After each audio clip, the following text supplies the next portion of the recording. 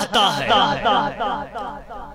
اللہ جس کے لیے بھلائی کا ارادہ فرماتا ہے اسے دین کا فقہی بنا دیتا ہے، اسے دین میں سمجھ عطا فرما دیتا ہے۔ اور دوسرا جملہ وَإِنَّمَا أَنَا قَاسِمٌ وَاللَّهُ يُؤْتِي، اور بے شک میں بانٹنے والا ہوں اور اللہ دیتا ہے۔ آئیے اس حدیث کو تھوڑا سمجھیں پھر گفتگو کو آگے بڑھائیں۔ اس حدیث کے راوی ہیں حضرت معاویہ رضی اللہ عنہ۔ حضرت معاویہ 78 سال کی عمر میں وصال فرماتے ہیں۔ ایک لمبے عرصے تک شام کے حکمران رہے۔ جب ان کے وصال کا وقت قریب آیا تو انہوں نے وصیت فرمائی کہ میرے پاس حضور علیہ السلام کا جبہ مبارک بھی ہے، حضور علیہ السلام کے موئے مبارک بھی ہیں، حضور علیہ السلام کے ناخن شریف بھی ہیں۔ سبحان اللہ۔ لہذا جب مجھے دفن کیا جائے تو یہ سارے تبرکات میرے ساتھ میری قبر میں رکھ دیے جائیں۔ سبحان اللہ، سبحان اللہ۔ یہ خوش نصیب صحابی کاتب وحی بھی ہیں۔ روایت کرتے ہیں کہ فرمایا جناب محمد الرسول اللہ صلی اللہ تعالی علیہ وسلم کہ اللہ جس کے لیے بھلائی کا ارادہ فرماتا ہے اسے دین میں سمجھ عطا فرما دیتا ہے۔ اب شریعت فقہ ظاہری اور طریقت و حقیقت فقہ باطنی یہ حدیث دونوں کو شامل ہے۔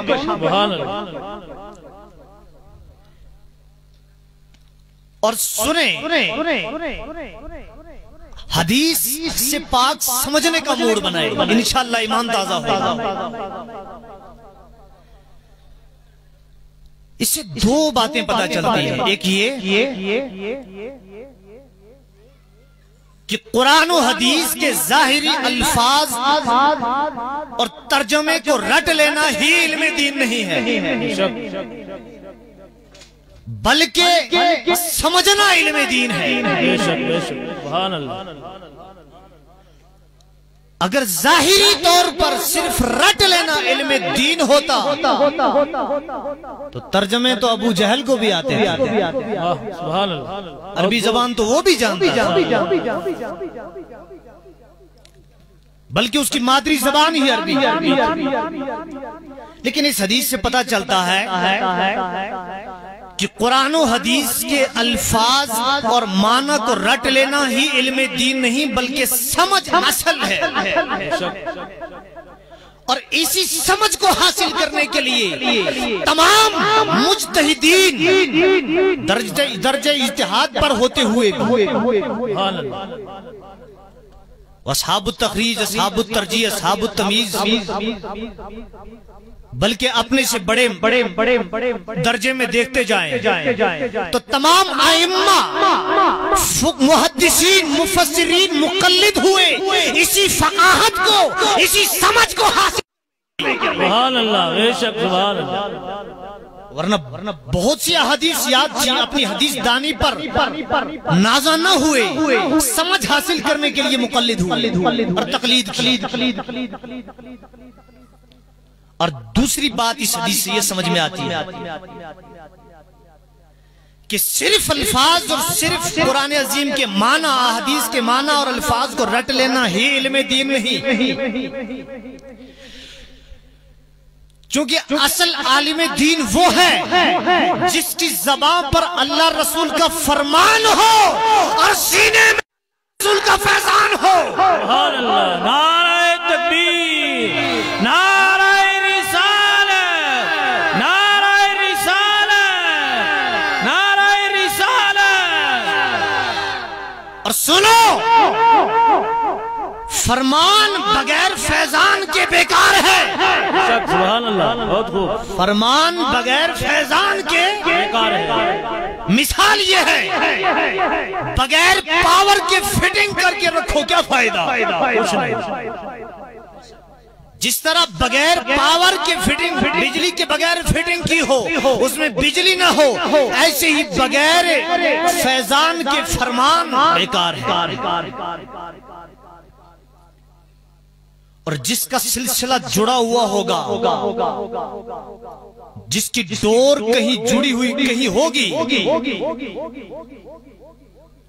جس کے ہاتھ میں کوئی ڈور ہوگی، کوئی رسی ہوگی، کوئی دامن ہوگا، وہ با فیضان ہوگا. بے شک بے شک بے شک. آپ سب خوش نصیب لار شریف سے جڑے ہوئے ہیں. سبحان اللہ، سبحان اللہ، بے شک بے شک. اور ہر فرد فیض حاصل کر رہا ہے. بے شک. اور لار شریف کے فیض ہی کی، لار شریف کا فیض ہی ہے کہ اس دارالعلوم کا قیام یہاں عمل میں آیا. بے شک بے شک بے شک. سبحان اللہ. اور آپ لوگ آج قال اللہ وقال الرسول صلی اللہ علیہ وسلم سماعت کر رہے ہیں. بے شک. اور یہ خوش نصیب آپ کے بچے اس ادارے میں قرآن عظیم حفظ کر کے آج ان کی دستار بندی ہوئی. بے شک. تو یہ فیض ہی ہے. حدیث پاک کا دوسرا جملہ وَإِنَّمَا أَنَا قَاسِمٌ وَاللَّهُ يُؤْتِي. بے شک میں بانٹنے والا ہوں اور اللہ دیتا ہے. سبحان اللہ. کچھ لوگ جو فیضان سے خالی ہیں، صرف فرمان کی طرف ہوتے ہیں، وہ اس کا ترجمہ کرتے ہوئے، تشریح کرتے ہوئے اس طرف چلے جاتے ہیں کہ اس میں قرینہ موجود ہے. اللہ علم دیتا ہے، وہ نبی علیہ السلام علم تقسیم فرماتے ہیں. ان سے پوچھا جائے کیوں، تو کہتے ہیں پیچھے علم کا تذکرہ ہے، اس لیے جو ہے قرینہ موجود ہے. معلوم ہوا کہ اللہ کے رسول علم تقسیم فرماتے ہیں، لیکن وہاں یہ بات وہ بھول جاتے ہیں چونکہ فیضان سے ان کے سینے خالی ہوتے ہیں. یہ بات سمجھ اسے آئے گی جس کا سینہ با فیضان ہو. اللہ اکبر. تو حدیث پاک میں اللہ کے نبی نے فرمایا کہ میں بانٹنے والا ہوں، اللہ دیتا ہے. سنو، اللہ جو دیتا ہے نبی وہ تقسیم فرماتے ہیں. سبحان اللہ. بے شک بے شک. اور اس میں اپنی طرف سے اس جملے کو قید کرنے کی ضرورت نہیں ہے کہ اللہ علم دیتا ہے اور نبی علم ہی تقسیم فرماتے ہیں، ایسا نہیں ہے. بلکہ اللہ جو دیتا ہے میرے نبی وہ تقسیم فرماتے ہیں.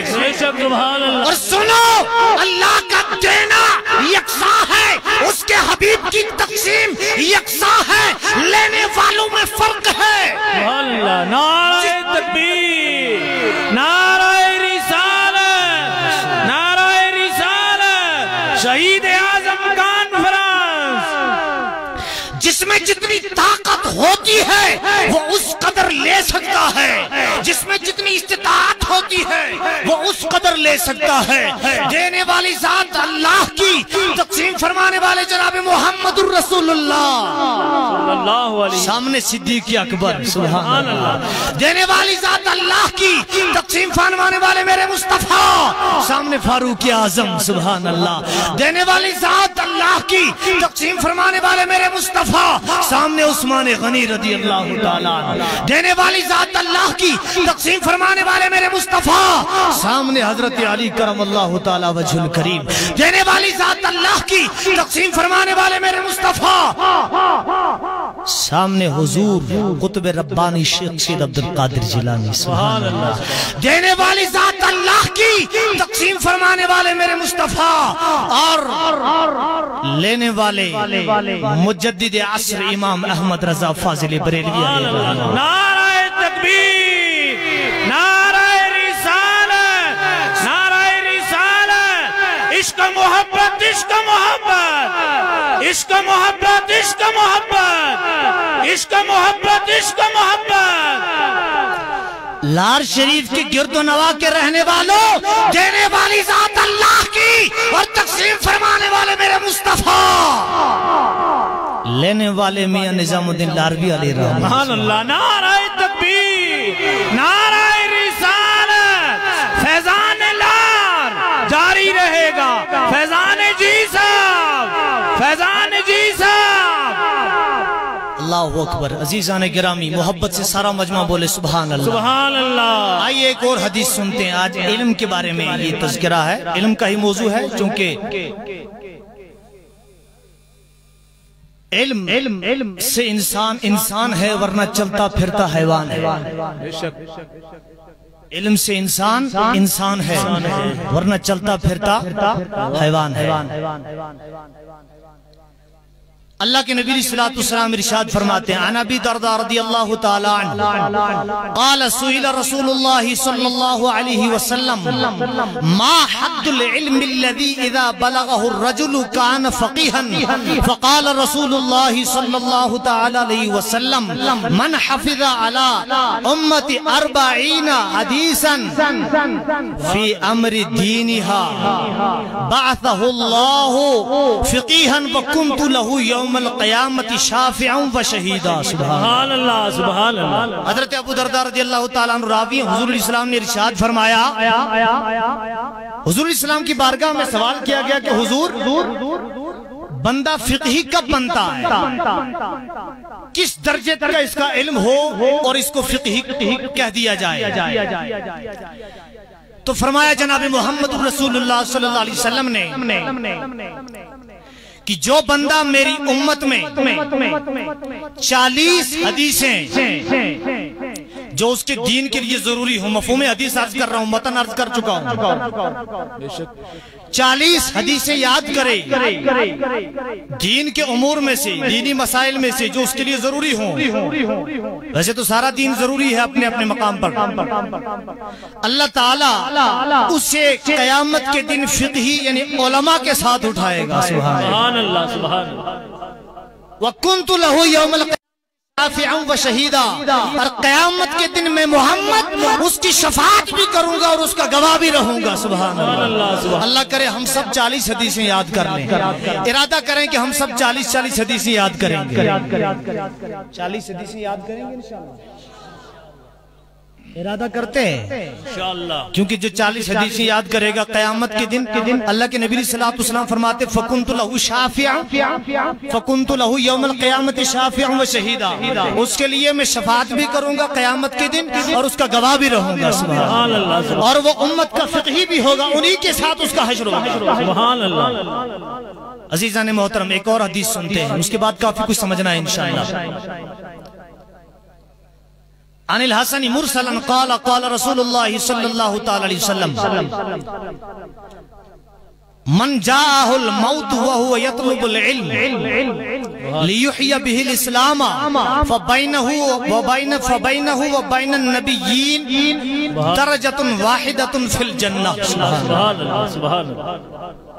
حضرت حسن سے مرسل روایت ہے کہ فرمایا جناب محمد الرسول اللہ صلی اللہ تعالی علیہ وسلم نے کہ جس بندے کو موت آ جائے اس حال میں کہ وہ علم دین حاصل کر رہا ہو، دین کو زندہ کرنے کے لیے قیامت کے دن جنت میں اس کے اور نبیوں کے درمیان ایک درجہ ہوگا۔ سبحان اللہ سبحان اللہ۔ اتنا بڑا مقام اللہ تعالیٰ اس بندے کو عطا فرمائے۔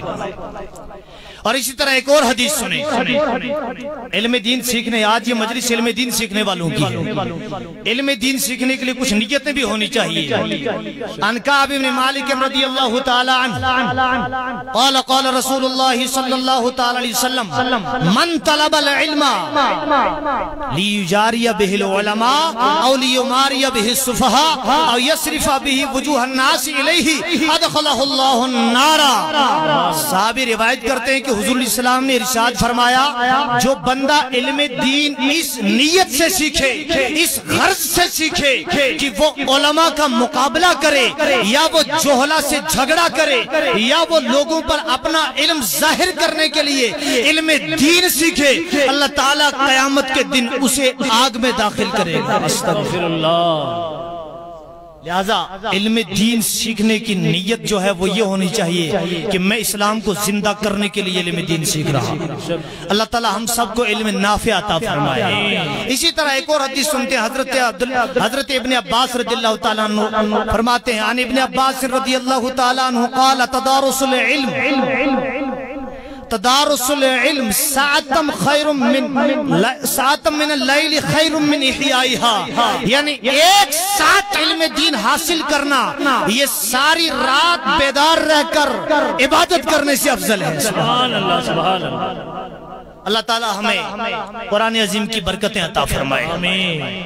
یہ علم ہم تک یوں ہی نہیں پہنچا، اس کے لیے علماء نے بڑی قربانیاں دی، محدثین اعظام نے بڑی قربانیاں پیش کی۔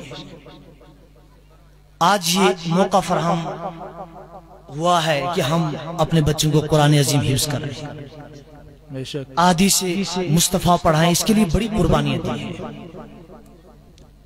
یقیناً یاد کریں، یقین کریں، تاریخ کی طرف جب نگاہ ڈالتے ہیں تو حیران کر دینے والے کارنامے، حیران کر دینے والی محنت علماء و محدثین نے کی ہے، تب یہ دین ہم تک پہنچا ہے۔ بے شک ہمیں اس کی قدر کرنی چاہیے۔ 5ویں صدی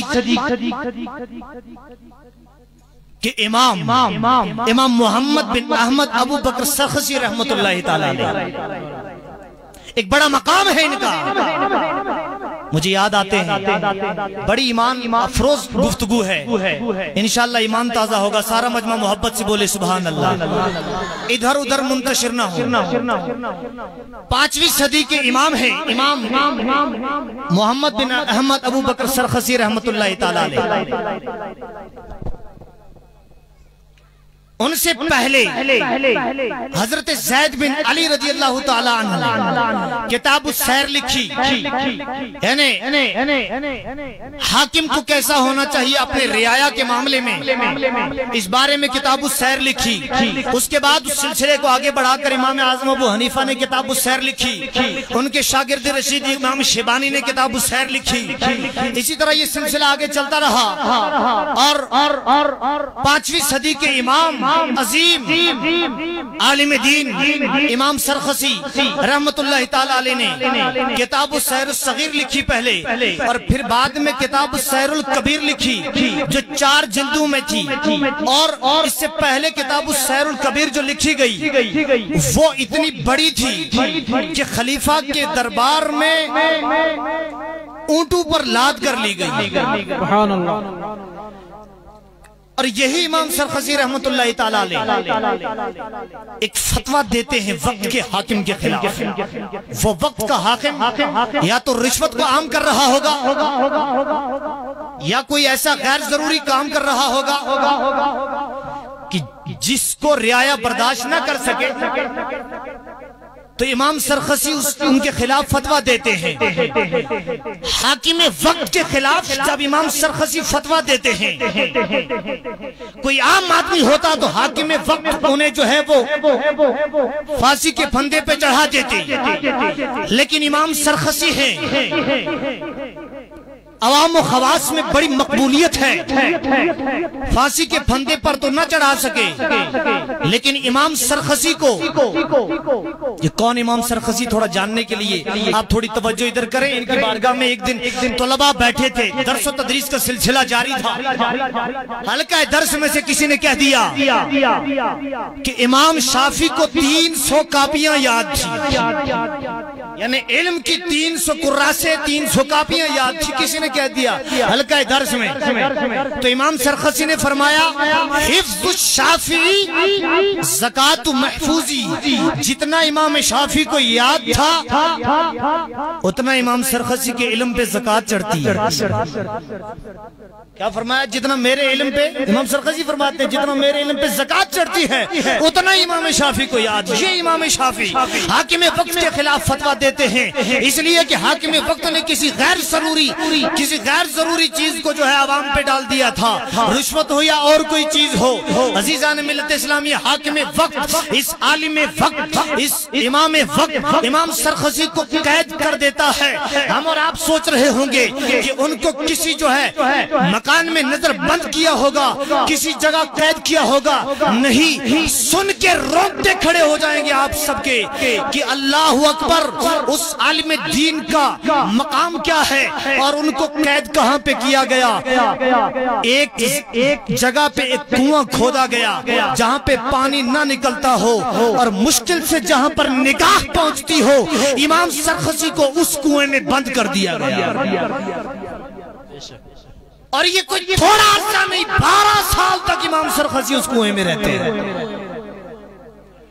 اب خیال جاتا ہوگا کہ 12 سال اس کنویں میں امام سرخسی گزار رہے ہیں اور یہ روتے ہوں گے، سوتے ہوں گے، آہوازاری کرتے ہوں گے۔ نہیں، سنو، علماء نے وہ بے مثال قربانیاں پیش کی ہیں، ایسی محنت کی ہے کہ زمانہ دیکھ کر دنگ رہ جاتا ہے۔ 12 سال تک بظاہر لوگوں نے، بظاہر دنیا نے، بظاہر اس ظالم نے امام سرخسی کو کنویں میں قید تو کر دیا، لیکن دل بھی آزاد رہا، دماغ بھی آزاد رہا۔ اس اندھے کنویں سے جو علم دین کی خدمت امام سرخسی نے کی، قیامت تک تاریخ اسلام کے اوقات جگمگاتے رہیں گے۔ سبحان اللہ، سبحان اللہ۔ اور 12 سال تک درس و تدریس کا سلسلہ امام سرخسی جو ہے اسی کنویں میں جاری رکھتے ہیں۔ شاگرد آتے ہیں، جیلر سے ملتے ہیں، ان سے اجازت لیتے ہیں کہ ہم پڑھیں، حضرت سے تو کیسے پڑھیں؟ اجازت مل جاتی ہے، کنویں کے کنارے پر جاؤ، وہاں پر بیٹھ کر تم بات کر سکتے ہو۔ کیسا منظر ہوگا اس کنویں کے کناروں پر، اوپر میڑ پر ان کے شاگرد بیٹھ جاتے ہیں اور حضرت سے سوال پوچھ کر علم حاصل کرتے ہیں۔ 12 سال تک حضرت طلبہ کو یوں ہی پڑھاتے ہیں۔ اللہ اکبر، 12 سال تک خالی پڑھاتے پڑھاتے حضرت نے 4 جلدوں میں ایک کتاب السیر الکبیر املا فرمائی، ان سے لکھوائی، اور اتنا ہی نہیں، کافی کی شرح المبسوط 30 جلدوں میں کتاب اسی کنویں میں بیٹھ کر لکھوا دی۔ سبحان اللہ، سبحان اللہ، سبحان اللہ۔ یہ علمی کارنامہ ہے ہمارے علماء کا۔ جسے کچھ کرنا ہوتا ہے وہ کہیں پر بھی کچھ کر کے دکھاتا ہے۔ یہ تیرا میقدہ نہیں ہے ساقی، یہ مدرسہ ہے، یہاں کی خاک سے انسان بنائے جاتے ہیں، یہاں کی خاک سے انسان بنائے جاتے ہیں۔ مدارس کی تاریخ بڑی طویل ہے۔ حضور علیہ السلام کے دور مبارک میں صحابہ کرام اپنے نونہالوں کو ضروریات دین خود ہی سکھا دیا کرتے تھے، اور دور دراز سے قبیلہ عرب کے وفود آنے والے جو لوگ آتے، ان کے ساتھ جو بچے ہوتے تو ان بچوں کو حضور علیہ السلام کی بارگاہ میں پیش کیا جاتا۔ وہ علم دین حضور علیہ السلام کی بارگاہ سے حاصل کرتے، ان کی پرورش، ان کی جو خورد و نوش کے انتظامات اور ان کی پرورش کا جو انتظام تھا وہ صحابہ کرام اور قرب و جوار کے لوگ کیا کرتے تھے۔ سبحان اللہ۔ یہ تو حیات الصحابہ کے اندر ہے، اور عہد صحابہ میں دیکھ لیں تو سب سے پہلے درسگاہ جسے ہم مکتب کہتے ہیں، سبائی و مسائی، یا کسی بھی وقت بچوں کو قرآن عظیم اور حدیث کی تعلیم پڑھنے پڑھانے کے لیے مکتب جس نے جاری کیے وہ حضرت عمر ابن خطاب رضی اللہ تعالیٰ عنہ۔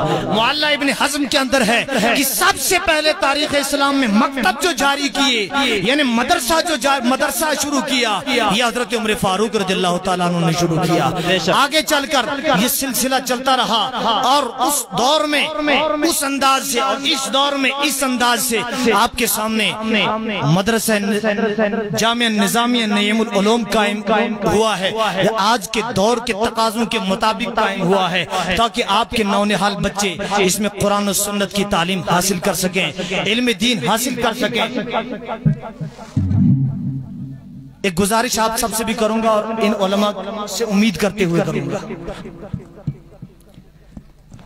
کہ آپ حضرات نے بڑی محنت کی ہے۔ پہلے تو اس علاقے کے اندر ادارے کم دیکھنے میں آتے تھے، بچوں کے مدرسے کم دیکھنے میں آتے تھے، لیکن اللہ تعالیٰ آپ کی کوششوں کو قبول فرمائے۔ آپ لوگوں نے محنت کی، ان تمام حضرات نے آپ کا شانہ بشانہ ساتھ دیا، آپ کا یہ مدارس قائم ہوئے، لیکن بچیوں کے مدرسے کی اشد ضرورت ہے۔ مجھے ایسا محسوس ہوتا ہے کہ آپ لوگوں کو بھی لگتا ہے کہ ہم بچیوں کا مدرسہ اس علاقے کے اندر آس پاس ہونا چاہیے۔ ذرا ہاتھ اٹھا کے تھوڑا حوصلہ افزائی کر دیں۔ اللہ تعالیٰ ارادوں کو حقیقت میں بدلنے والا رب ہے۔ ممکن ہے کہ آپ سب کی دعائیں قبول ہوں اور جلد ہی کوئی بچیوں کا ادارہ بھی قائم ہو جائے۔ چونکہ بچوں کو تو ہم دوسری جگہ بھیج سکتے ہیں، ایک تحصیل سے دوسری تحصیل میں بچوں کو بھیج سکتے ہیں پڑھنے کے لیے، یا دوسرے ضلع میں بھی بھیج سکتے ہیں، مشکلات ہیں تو آسانیاں بھی ہیں، لیکن جہاں بچیوں کا معاملہ ہے، بچیوں کو اتنے دور بھیجنا اس وقت جو ہے تھوڑا دشواری ہے، سخت ہے معاملہ، اس لیے ہم امید کرتے ہیں خاص طور پر مفتی محمود نعیمی صاحب سے، آپ سب بھی امید کرتے ہیں خاص طور پر مفتی عبدالغنی صاحب سے، مولانا اشرف صاحب کے بلا سے، اور ان کی پوری ٹیم، عبدالقیوم صاحب اور جو اساتذہ یہاں پہ موجود ہیں، ان سے امید کرتے ہیں کہ آنے والے وقت میں ایک بچیوں کے ادارے کے لیے یہ کوشش کریں اور ایک ادارہ قائم کریں۔ تمامی حضرات انشاءاللہ بولیں کیا آپ سب لوگ یہ چیز چاہتے ہیں؟ نہیں، ضرورت ہے کہ نہیں؟ ضرورت ہے نا؟ تو ضرورت ہے تو پھر معاملہ حل بھی ہونا چاہیے۔ تو انشاءاللہ امید ہے اگر 2-4 مدرسے اس ضلع گاندربل کے اندر، کافی مدارس ہیں الحمدللہ، بچیوں کے بھی ہوں گے اللہ ماشاءاللہ کہیں پر، لیکن اس طرح عام نہیں ہے، امید ہے کہ اس بستی کے اندر قرب و جوار میں جہاں کہیں بہتر ممکن ہو، اچھا لگے، بہتر لگے تو انتظامات ہو سکیں، بچیوں کا مدرسہ قائم کیا جائے۔ حال ہی میں شپیان ضلع کے اندر ہم لوگوں نے اس چیز کو بھانپا کہ نہیں، بچیوں کی تعلیم کے لیے بھی کوئی انتظام ہونا چاہیے، مدرسہ رحمت للعالمین للبنات کی بنیاد رکھی اور اس میں تعلیم کا آغاز بھی ہوا ہے۔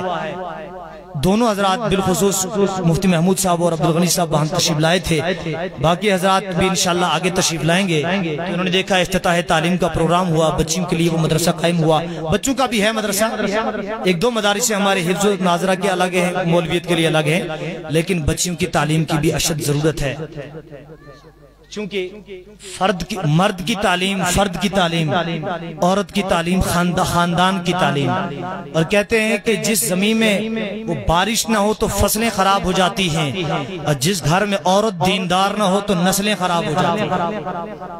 اس ضرورت کو محسوس کرتے ہوئے آپ سب بھی امید کریں اور کوشش کریں، ہم سب بھی امید کرتے ہیں، دعا کرتے ہیں اللہ تعالیٰ کی بارگاہ میں، اللہ تعالیٰ ہمارے ان علماء کو، ان ائمہ کو، ان مدرسین کو صحیح سلامت جذبہ عطا فرمائے، تاکہ یہ لوگ اس طرح کے مثالی ادارے قائم کر کے ہم سب کو جو ہے نا وہ آنے والی ہماری نسلوں کو قرآن عظیم سمجھنے، احادیث رسول سمجھنے کا موقع عطا فرمائے۔ محبت سے سارا مجمع درود پاک پڑھے، اللہم صلی علی سیدنا محمد وعلی آل سیدنا محمد واصحاب سیدنا محمد بارک وسلم علیہ۔ حضرت عبداللہ بن مسعود رضی اللہ تعالیٰ عنہ راوی ہیں، حضور علیہ الصلوۃ نے ارشاد فرمایا کہ 2 آدمیوں کے بارے میں حسد کی جا سکتی ہے۔ وہاں حدیث کے الفاظ میں حسد کا لفظ ہے، لیکن وہاں پر ہم حسد کا لفظ جو ہے اس کا معنی حسد ہی نہیں لیں گے، حسد کا معنی غبط لیں گے اور رشک لیں گے۔ حسد کسے کہتے ہیں؟ کسی کے پاس کوئی نعمت دیکھو، کسی کے پاس کوئی دولت دیکھو تو کوئی بندہ جلنے لگتا ہے کہ اس کو یہ کیوں مل گئی، یہ نہیں ملنی چاہیے تھی، اس کو حسد کہتے ہیں۔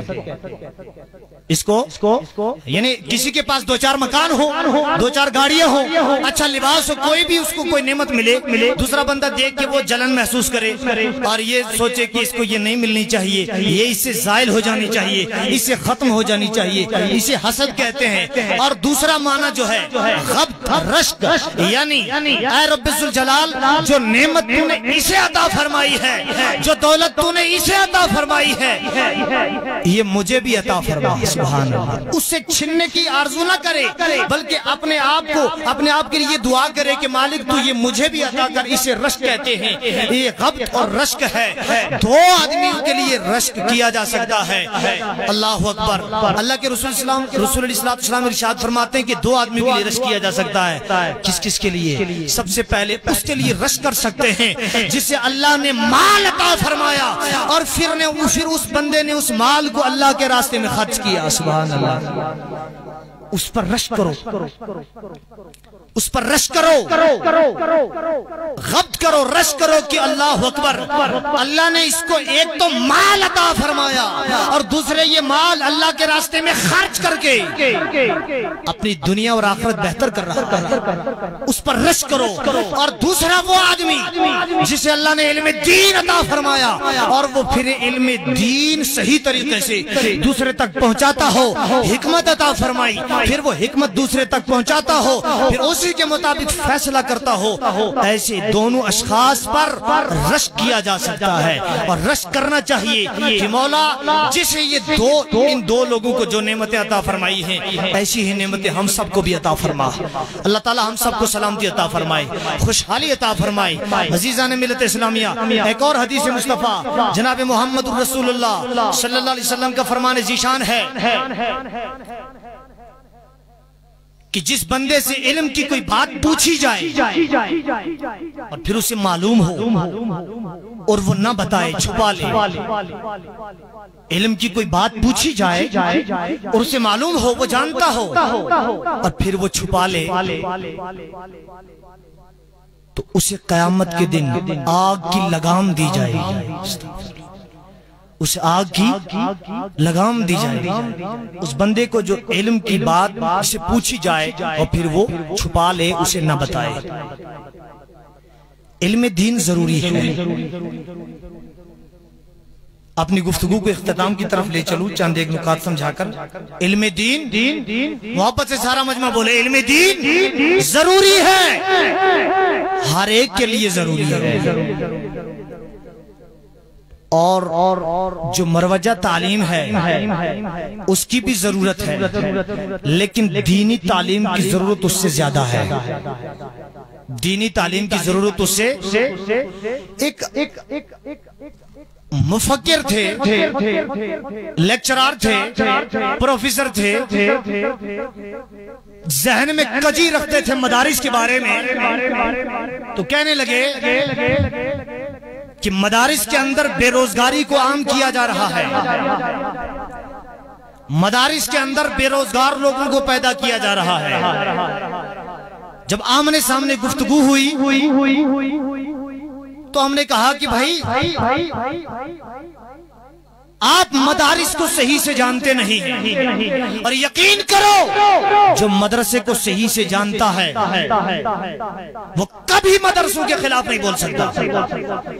وہ جانتا ہے کہ امن مدرسوں سے نکلتا ہے، محبت کا پیغام مدرسوں سے نکلتا ہے، اخلاص کی تعلیم مدرسوں سے نکلتی ہے، یکجہتی کی تعلیم مدرسوں سے نکلتی ہے، بھائی چارہ کا تعلیم مدرسوں سے نکلتی ہے۔ وہ کہنے لگے جی مدرسے کے اندر جو ہے بے روزگار لوگوں کو پیدا کیا جاتا ہے۔ بات سمجھایا گیا، شاید آپ کی بھی بات سمجھ میں آئے گی یہ، اور انشاءاللہ ایمان تازہ ہوگا یہ بات سن کر، آپ کا رخ مدرسوں کی طرف جائے گا مثبت انداز میں کہ مدرسہ ہمارے لیے کتنا ضروری ہے۔ ایمان سے بتانا ذرا، امت کے کتنے بچے مدرسوں میں پڑھتے ہیں اور کتنے اسکول میں پڑھتے ہیں؟ 100 میں سے تھوڑا سا موازنہ کرتے ہیں۔ آپ کی نظر میں، اہل اسٹیج کی نظر میں 90% بچے ہمارے اسکول میں پڑھتے ہوں گے؟ جی جواب دیجئے، ایسا ہے؟ 90 سے زیادہ۔ 95% بچے ہمارے کہاں پڑھتے ہیں؟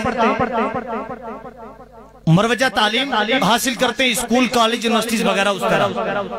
قوم کے صرف 5% بچے، یہ تو میں نے زیادہ بتا دیا ہے، تو اس سے بھی کم 5% بچے مدرسوں میں پڑھتے ہیں۔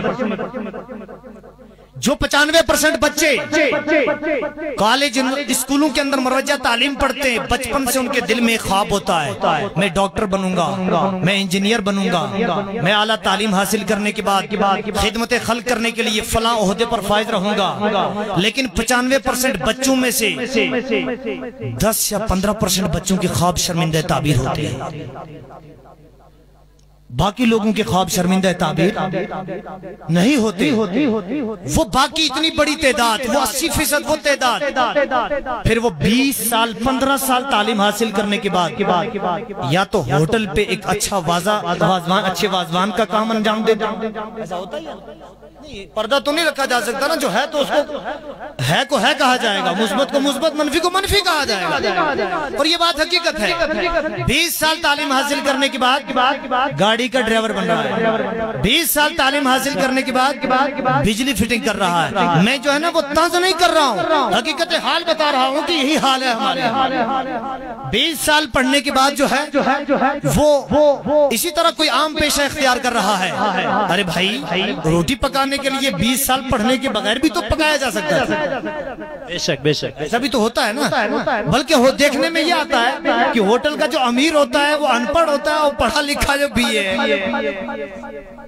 یہ ایسا ہو رہا ہے، یہ حقیقت حال ہے، ایسا چل رہا ہے اس وقت۔ پتہ چلا کہ مدرسوں کے بارے میں یہ ذہن رکھنے والے کہ مدرسوں کے اندر بے روزگاری کو عام کیا جاتا ہے، بالکل غلط ہے۔ تم نے مدرسے کو سمجھا ہی نہیں ہے۔ بے شک بے شک، جس نے مدرسے کو سمجھا ہوگا اس کے ذہن میں یہ بات ہوگی کہ مدرسے میں جب بچے کو پڑھایا جاتا ہے ساتھ میں اس کو سکھایا جاتا ہے الکاسب حبیب اللہ، سبحان اللہ، یہ کمانے والا اللہ کا پیارا ہے۔ 5%، 8%، 5، 9، 5، 4، 5، 3% بچے مدرسوں میں پڑھتے ہیں اور پھر ان میں سے الحمدللہ ایک بھی بے روزگار نہیں ہے۔ مولوی صاحب کا فون تو ویٹنگ میں ہی آتا ہے۔ بے شک بے شک، فرصت ہی نہیں ہے کہ کہاں کہاں پہنچے، کیا کیا کام انجام دے۔ اب بتاؤ بے روزگاری کدھر سے بڑھ رہی ہے؟ وہ جو صرف ایک تعلیم کی طرف اپنا زور لگا رہے ہیں دنیا کو حاصل کرنے کے لیے، بے روزگاری انہی کا مقدر بنتی جا رہی ہے۔ بے شک، دونوں تعلیمیں ضروری ہیں۔ ایک آنکھ اندھی چنگی اچھی نہیں ہے، وہ فارسی میں پنجابی میں کسی نے کہا تھا، شعر زبان پر جاری نہیں ہو رہا ہے، لیکن یہ ہے کہ ایک آنکھ کی بینائی کام کی نہیں ہوتی، دونوں آنکھ میں روشنی پیدا کرو۔ اور سب سے پہلے ترجیح دو مدارس کی، مدرسوں کو، مکاتب کو، دینی تعلیم کو ترجیح دیں۔ اس سے ہماری زندگیاں روشن ہوں گی، اس سے ہمارے گھروں میں سکون قائم ہوگا، اس سے ہماری بستیوں میں محبت قائم ہوگی، اتحاد قائم ہوگا اور محبت و الفت کی فضا قائم ہوگی۔ اللہ تعالی ہم سب کو خوشحالی عطا فرمائے، ایک اور نیک بنائے، سارے مجمع کو سننے سے زیادہ عمل کرنے کی توفیق عطا فرمائے۔ نماز ظہر کا وقت قریب ہے، نماز ظہر کا وقت قریب ہے تو میں زیادہ وقت اب نہ لوں، چونکہ علماء کرام کے ذمہ داریوں کا احساس کرنا پڑتا ہے۔ علماء کرام کافی تشریف فرما ہے۔ اللہ تعالیٰ جملہ سامعین کو، منتظمین کو اور تمام شرکاء کو اخلاص عطا فرمائے۔ وصلی اللہ تعالی علی خیر خلقہ محمد و نور عرشہ واصحابہ اجمعین۔ اللہم صلی علی سیدنا محمد و علی آل سیدنا محمد واصحاب سیدنا محمد بارک وسلم علیہم۔ صلاۃ و سلام علیکہ یا رسول اللہ، صلاۃ و سلام علیکہ یا حبیب اللہ، صلاۃ و سلام علیکہ یا خاتم النبیین وعلی آلہ واصحابہ یا رحمۃ للعالمین۔ ربنا آتنا فی الدنیا حسنۃ وفی الآخرۃ حسنۃ وقنا عذاب النار۔ صلی اللہ علیکہ یا رسول وسلم علیکہ یا حبیب اللہ، صلی اللہ علیہ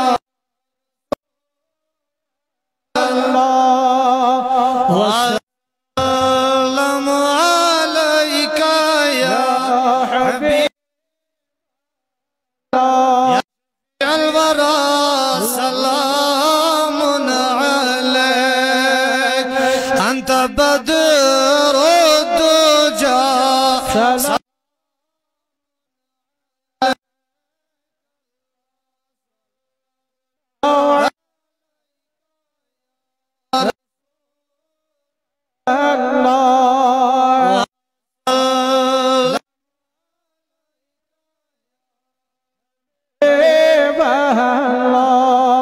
انت کہف الوا، سلام علیک انت شمس الضحا،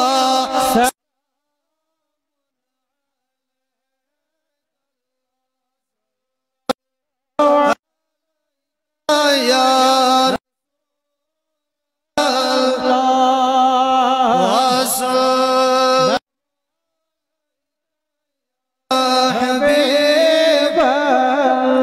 كشفت منك ظلمات ظلما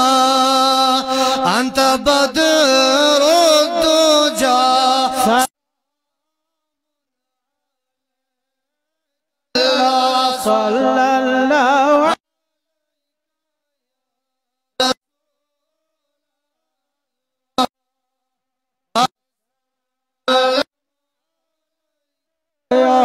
حبیب اللہ احمد لیس مثلک احدا یا حبیب العلا صلی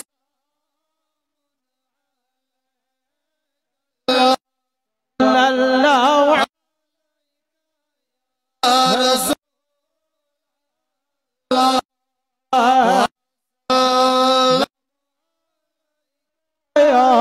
حبیب اللہ مولا تعالیٰ ہم سب کو ایک اور نیک بنا، خوشحال زندگی نصیب فرما، صحت و عافیت عطا فرما، خوشحال زندگی نصیب فرما، ایمان پر استقامت عطا فرما۔ اے مولا جو ہم سب کے حق میں بہتر ہمیں عطا فرما، جو ہمارے حق میں بہتر نہیں اسے ہمیں نجات عطا فرما۔ ہمیں نہیں معلوم ہمارے حق میں کیا بہتر ہے، دین دنیا کے معاملے میں جو ہمارے لیے بہتر وہ ہمیں عطا فرما۔ ہمیں مانگنا نہیں آتا پر تجھے دینا آتا ہے، بن مانگے اتنا دیا کہ ہم شمار نہیں کر سکتے۔ مولا اپنے فضل عظیم سے ہم سب کے گناہوں کو معاف فرما، حاضرین میں جس کی جو جائز تمنا وہ پوری فرما، بالخصوص اس مدرسے کے بانی، تعاون فرمانے والے، نظر گزر رکھنے والے جو اس وقت ہمیں آج اس مجمع میں نظر نہیں آ رہے ہیں، ان کے لیے، اور قبلہ میاں بشیر علی رحمہ ان کے لیے، اور جو اس ہفتے میں اس مہینے میں اس دار فانی سے ملک جاویدانی رحلت کر گئے، سورہ فاتحہ سورہ اخلاص پڑھیں۔ اللہم صلی علی سیدنا محمد وعلی آل سیدنا محمد واصحاب سیدنا محمد بارک وسلم علیہ۔ بسم اللہ الرحمن الرحیم، الحمدللہ رب العالمین الرحمن الرحیم مالک یوم الدین، ایاک نعبد و ایاک نستعین، صراط الذین انعمت علیہم غیر المغضوب علیہم۔ بسم اللہ الرحمن الرحیم۔